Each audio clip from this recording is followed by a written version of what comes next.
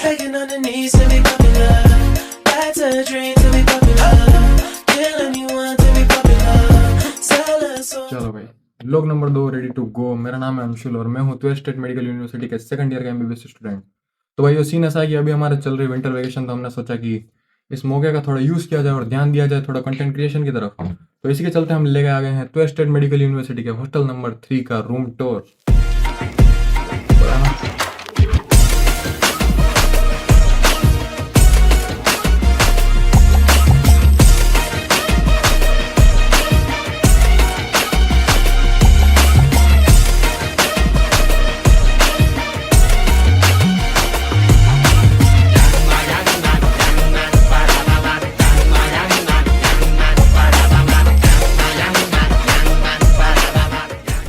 University के official जो hostel है वो 2 हॉस्टल है, हॉस्टल नंबर 2 और हॉस्टल नंबर 3।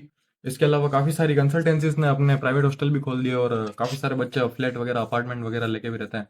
तो काफ़ी सारे ऑप्शन अब आ चुके हैं ट्वेयर में रहने के लिए। और ये जो रूम टूर है वो है हॉस्टल नंबर 3 का। चलो फिर बताते हैं। तो ये कॉरिडोर, इसके बाद हम रूम में एंटर करते हैं। एंट्रेंस बताते हैं। ये कुछ इस तरह का एंट्री होती है यहाँ से रूम में। फिर आप अगर देख सके तो ये एक अच्छा खासा एरिया दे रखा है, यहाँ हम क्रिकेट वगैरह खेल सकते हैं। जैसे कि आप देख सकते हैं बैट वगैरह पड़े हैं हमारे पास, बॉल। एक्चुअली में यहाँ पे 2 तरह के रूम है, 4 सीटर और 6 सीटर। 6 सीटर का जो रूम है वो 2 सीटर प्लस 4 सीटर रूम है। तो उसमें आपको ये एरिया मिलता था जहाँ पे आप, हम तो वैसे क्रिकेट खेलते हैं, बाकी ये एरिया मिलता है। आगे बताते हैं हमारा रूम, बताते हैं 4 सीटर वाला। आगे बढ़ते हैं, आगे बढ़ते हैं। सबसे पहले आपको मिल जाएगी यहाँ पे बहुत ही शानदार, बहुत ही बढ़िया गेमिंग चेयर। उसके बाद यहाँ आप जैसा कि देख सकते हैं ये प्रोजेक्टर, काफी सही इन्वेस्टमेंट थी ये आईपीएल वगैरह के टाइम पे, बहुत ही ज्यादा इंपॉर्टेंट चीज। इसी के साथ यहाँ हमारे कंट्रोलर पड़े हैं गेमिंग वगैरह के लिए। इसी के साथ आपको यहाँ पे एक लैंप देखने को मिल जाएगी, जो रात को अगर किसी को पढ़ाई वढ़ाई करनी हो तो लैंप चला के पढ़ाई कर सकता है। साथ ही में एक प्रिंटर। इसके बाद बात करते हैं इस टेबल की।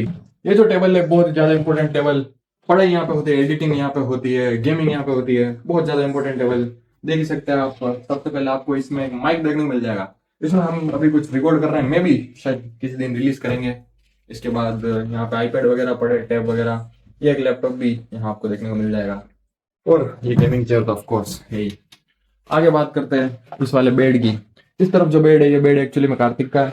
आप पीछे अगर देख पाए तो काफी सारे पोस्टर वगैरह इसने लगा रखे हैं। थोड़ी सी दीवार खराब हो रही है, लेकिन उसकी स्टोरी में बताता हूँ क्या है। कार्तिक के बेड की एक्चुअली लोकेशन काफी ज्यादा सही है, क्योंकि आप देखेंगे कार्तिक जो है मुंह इस तरफ करके सोता है, और जैसे ही वो सुबह उठता है और बाहर देखेगा तो जस्ट उधर कैमरा घुमा दिए, वो वाला जो कॉर्पस है वो लड़ी, बहुत ही ज्यादा सही लोकेशन। उसके बाद बात करते हैं इस वाले बेड की। ये जो बेड है ये मेरा बेड है। इसमें आपको देखने को मिल जाएगा ये व्हाइट वाला बोर्ड, जिसमें हम टास्क वगैरह लिखते हैं। साथ ही में काफी सारे पोस्टर वगैरह, और ये काफी खूबसूरत पेंटिंग और बैटमैन। ये पोस्टर एक्चुअली हमने नहीं लगाए, ये पोस्टर लगाए थे जिनका पहले रूम था हमारा। एक्चुअली में रूम चेंज हुआ है। पुराना जो रूम था उसमें हमने वाइब एकदम हमारे हिसाब से सेट कर रखी थी, सब पूरा कस्टमाइज किया था हमारे हिसाब से। बट सेकंड ईयर में वो रूम हमको चेंज करना पड़ गया।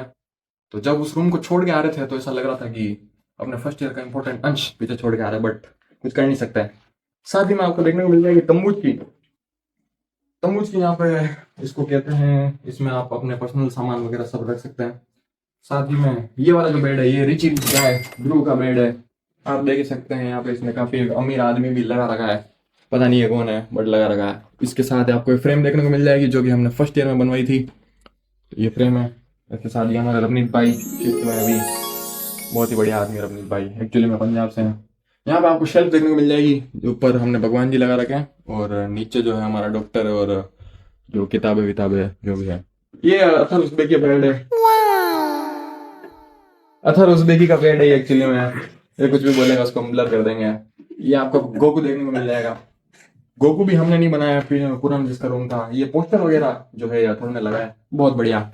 पीछे अगर आप देखें, कैमरा फ्लिप कर दें, पीछे अगर आप देखें तो यहाँ पे आपको 3 कबर्ड देखने को मिल जाएगी। और ये जो है आपको बीच में आयरन मैन, काफी खूबसूरत है।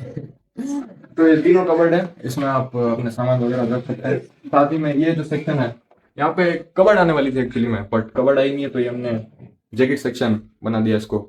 इस रूम में एक्चुअली में क्या, हम आए थे उससे 1 साल पहले तक ये 3 सीटर था। तो वो जो आप बेड देख रहे हैं उस जगह एक टेबल लग जाती थी, बट हम जिस साल आए फिर वो 4 सीटर हो गया। आपको यहाँ देखने को मिल जाएगा स्पीकर, काफी महंगा स्पीकर लिया था हमने। और ये भी एक अच्छी इन्वेस्टमेंट। किसी को भी स्पीकर चाहिए संपर्क करें, कमरा नंबर 44/3 में रेंट पे दिया जाता है स्पीकर। आगे आते हैं, साथ ही में ये एक 2 सीटर रूम है जैसा कि मैंने कहा था। आ जाओ भाई, इसमें भी आपको 2 कबर्ड देखने को मिल जाएगी और साथ में 2 बेड। आओ भाई, व्यू व्यू चेक करो। ये भाई इससे भी काफी खूबसूरत व्यू आता है, बहुत बढ़िया। इसमें भी 2 जने रहते हैं, एक तो रवनीत भाई और एक और है, बताऊंगा इसी ब्लॉग में शायद वो भी उनको भी बताते हैं। आगे बढ़ते हैं, आगे अगर हम हैं तो ये हमारा क्लोथ स्टैंड है, काफी जरूरी चीज यहाँ पे, क्योंकि एक्चुअली क्या होता है रशिया में, आप जैसा कि जानते हो टेम्परेचर माइनस में रहता है। तो अगर आप कपड़े वगैरह बाहर सुखाओगे, अगले दिन सुबह उठोगे यूं करोगे, कपड़े बीच में से टूट जाएंगे भाई, इस कदर की ठंड पड़ती है यहाँ पे। तो ये क्लोथ स्टैंड बहुत ही ज्यादा जरूरी चीज। यहाँ हमारे झाड़ू पोछे पड़े हुए, बहुत बढ़िया। ऊपर देखते हो तो इसको कहते हैं एक्चुअली पजार, ये वैसे फायर अलार्म है। इसका क्या रोल है वो भी मैं बताता हूँ। इस तरफ देखें तो आपको देखने को मिल जाएगा बाथरूम। बाथरूम के अंदर वॉशिंग मशीन वगैरह सब पड़ी है, बाथटब है और इधर बेसिन है, सही चीज। आगे आइए, वैसे उससे पहले आप कांच देख लीजिए। ये हमारा कांच है और कांच के जस्ट इस तरफ आपको देखने को मिल जाएगी अलमारी जिसमें हम कॉस्मेटिक के सामान वगैरह रखते हैं। अब आपको रूबरू करा था हमारे वॉशरूम से, ये लीजिए भाई, वॉशरूम से रूबरू कीजिए। वॉशरूम में हमने एक काफी इंपॉर्टेंट नियम बना रखा है, जैसा कि आप वहां देख सकते हैं। छी करते समय सीट नीचे करें और सुसु करते टाइम सीट ऊपर करें। पर्सनल हाइजीन को ध्यान में रखते हुए बहुत ही इंपॉर्टेंट नियम हमने बनाया। वॉशरूम में आपको एक और चीज दिखेगी, जो ये है वो है एक डब्बा। जी, वो है एक डब्बा। अब इस डब्बे की भी कहानी बताता हूँ। डब्बे की कहानी एक्चुअली यहाँ पे ये है कि जो वार्डन होती है उसको हम कहते हैं मामा। मामा एक्चुअली मम्मी को कहते हैं, पर यहाँ हमारी मम्मी कौन है, वार्डन है, तो वार्डन को यहाँ कहा जाता मामा। तो पहले वाली जो मामा थी, अब तो चेंज हो गई, तो पहले वाली मामा थी वो ऐसे कहती थी कि तुम डब्बे का यूज मत करो, तुम टिश्यू का यूज करो, तो वो हमको धोने। लेकिन जो नई वाली मामा है वो समझती क्या है, तो वो हमको डब्बा रखने की परमिशन देती। काफी अच्छी मामा है ये वाली। इसका रोल बताते हैं। ये भी एक ड्रॉअर है।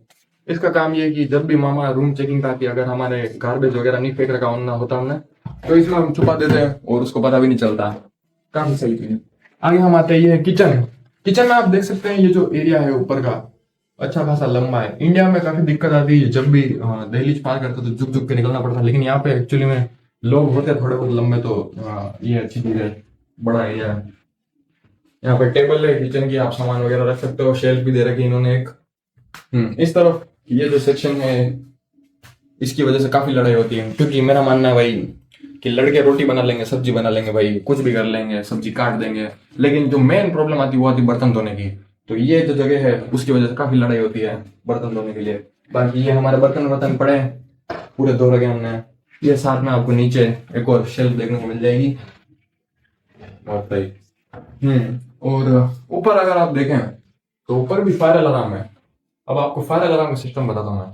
फायर अलार्म का सिस्टम ये है कि यहाँ पे आग को लेकर लोग जो है काफी सेंसिटिव है, क्योंकि आपको लग रहा होगा ये सब सीमेंट का बना हुआ है, बट एक्चुअली में सीमेंट का नहीं है, ये बना हुआ है लकड़ी का। तो अगर थोड़ी सी भी आग लगती है तो काफी कम टाइम में ये पूरी बिल्डिंग जलने की क्षमता रखती है। तो एक्चुअली में क्या है कि ये जैसे थोड़ा बहुत भी धुआं होता है तो ये बच जाता है, एक्टिवेट हो जाता है और फायर ब्रिगेड आती है। और जितनी बार ये बजेगा उतनी बार फायर ब्रिगेड आएगी ही आएगी। मेरे को पहले लगता था कि भाई ये हर बार फायर ब्रिगेड वाले क्यों आते हैं, फोन करके पूछ लो होटल में सही में आग लगी नहीं लगी। बट फिर मेरे को पता चला कि जितनी बार बजेगा उतनी बार उनको आना ही है, उनकी ड्यूटी है, और वो आते ही है भाई, फिक्स पॉइंट है। ये है क्लिक का, यहाँ से इलेक्ट्रॉनिक है, एक्चुअली में इलेक्ट्रॉनिक से चलता है। इसको ये यहाँ पे दे रखे है, इससे गर्म होता है और फिर चलता है। ये नीचे अगर आप देखें तो ओवन दे रखा है, काफी सही। यहाँ पे पिज्जा विज़ा आप बना सकते हैं, बहुत ही बढ़िया चीज है ये भी। अब मैं आपको रोल बताता हूँ इस चीज का। ये जो चीज है ये आप देख रहे होंगे लोहे के पाइप है, ये एक्चुअली में है लोहे के पाइप, बट ये सेंट्रलाइज हीटिंग के लिए इसके अंदर गर्म पानी दौड़ता है और ये कनेक्टेड होता है एकदम मेन सिटी सेंटर से, जहां से पूरी सिटी में गर्म पानी दौड़ता है भाई। क्योंकि एक्चुअली में अगर मैं आपको बताऊं तो बाहर टेम्परेचर -12, लेकिन अभी आप देख रहे होगे मैं वीडियो में बस एक मामूली टी शर्ट में खड़ा हूँ। इसका रीजन यही है क्योंकि इसकी वजह से बहुत ही खतरनाक हीटिंग होती है पूरे। आप हर दुकान में कहीं भी चले जाओ पूरे रशिया में ये चीज आपको मिलेगी, बहुत सही हीटिंग करती है ये। अब आपको रूबरू कराता हमारे फ्रिज से। ये हमारा फ्रिज, आ जाओ भाई। बाहर आते ऐसा लगा एकदम शीतलहर दौड़ गई। ये एक्चुअली में यहाँ पे हमें ठंडा करने के लिए रखते हैं, बाकी एक्चुअली में बालकनी है, तो कम से कम आधे घंटे के आसपास ये पूरा ठंडा हो जाता है, इतनी यहाँ पे ठंड है। क्योंकि आओ भाई व्यू व्यू चेक करो, ये बाहर का कुछ शानदार नज़ारा, काफी खूबसूरत दिखता है। जो पुराना वाला कमरा था उससे व्यू और भी ज्यादा बढ़िया था, बट ये भी काफी खूबसूरत व्यू। तो दोस्तों बस यही था इस वीडियो में। वैसे इस हॉस्टल को सोवियत यूनियन के टाइम पे एज अ बंकर बनाया गया था।